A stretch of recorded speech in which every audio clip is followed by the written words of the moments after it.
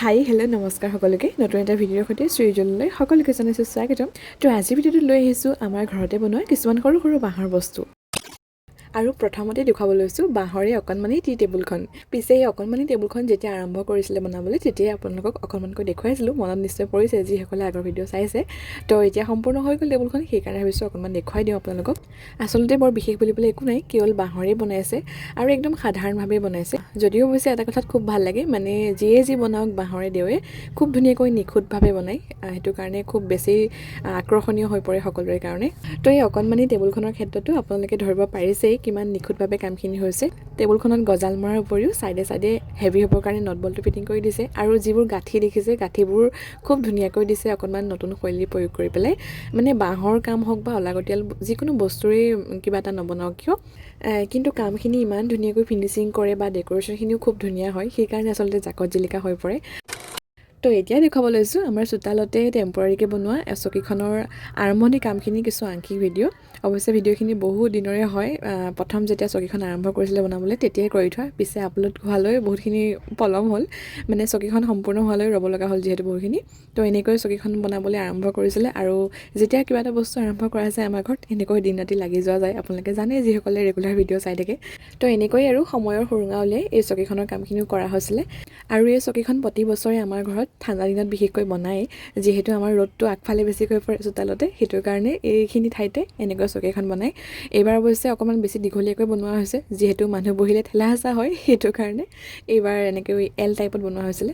আৰু এই চকীখনৰ লগত সংগতি ৰাখিয়ে একেই দেখিবৰ কাৰণে আচলতে এই অকণমানি টি টেবুলখন বনোৱা হৈছিলে। কাৰণ অকল চকীত বহিলেই নহ'ব, চাহকাপ খাবলৈ অকণমান সুবিধা হ'ব লাগিব, সেইকাৰণে ৰাইজৰ সুবিধা হোৱাকৈ এই টি টেবুলখন বনোৱা হৈছিলে। তো কেনেকুৱা পাইছে আইডিয়াটো কমেণ্টত জনাবলৈ নাপাহৰিব। বাৰু একেবাৰে শেষত দেখুৱাব লৈছোঁ আমাৰ ঘৰৰ আন অকণমান কাৰুকাৰ্য। তো খৰালি কালত নিশ্চয় আপোনালোকে গছত পানী দিয়ে, আমিও দিওঁ, কিন্তু দেখিছে নহয় আমাৰ ঘৰত পানী দিয়া কাৰুকাৰ্যবিধ অকণমান বেলেগ।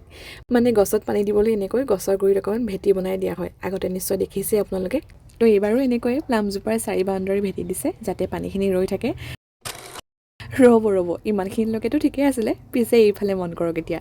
মানে দেখাত ভেটিটো সাধাৰণ, বাউণ্ডাৰীটো বান্ধি দিছে, পানী দিলে হৈ যায়। পিছে আমাৰ ঘৰত তেনেকৈ নহ'ব দেই, সৌৱা দেখিছে নহয়, একদম 4 বাউণ্ডাৰীত ধুনীয়াকৈ চেপ কাটি দিছে যাতে গছবোৰে ধুনীয়াকৈ পানীও খাব পাৰে আৰু দেখিবলৈ ধুনীয়া হয়।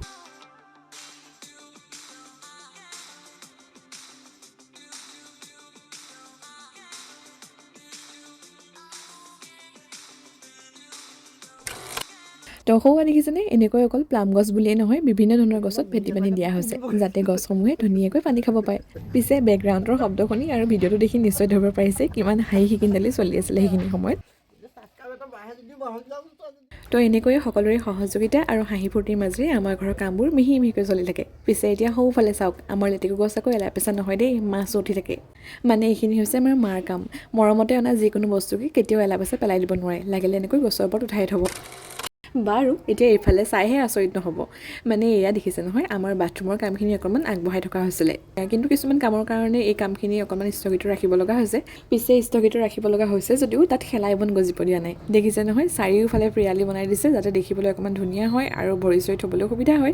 তাৰোপৰি আকৌ আন এবিধ সুবিধাও আছে, সৌৱা দেখিছে নহয় ওপৰতে এনেকৈ শাকৰ খেতিও কৰা হৈছে যাতে মন গ'লেই 2-এডাল শাক উঠাই আনি খাব পৰা যায়। মুঠৰ ওপৰত আমাৰ ঘৰৰ যিকোনো বস্তুৱে এনেই বাদ পৰি ৰ'ব নহ'ব, যিকোনো এটা নহয় কামত লাগিবই লাগিব, আৰু তাৰ কাৰণে পাকে পকাৰে যেনেকৈ নহওক চেষ্টা কৰিবই লাগিব। বাৰু যি কি নহওক আজিলৈ ভিডিঅ'টো ইমানতে থ'লোঁ। যদিহে আমাৰ ঘৰৰ এনেকুৱা ধৰণৰ কামবোৰ চাই আপোনালোকে ভাল পায় কমেণ্ট কৰিব, নেক্সট ভিডিঅ'ত লৈ আহিম ধুনীয়া ধুনীয়া কামবোৰ। আৰু যদিহে আজিৰ ভিডিঅ'টো চাই ভাল পালে লাইক শ্বেয়াৰ কমেণ্ট কৰাৰ লগতে চেনেলটো ছাবস্ক্ৰাইব কৰিবলৈ নাপাহৰিব।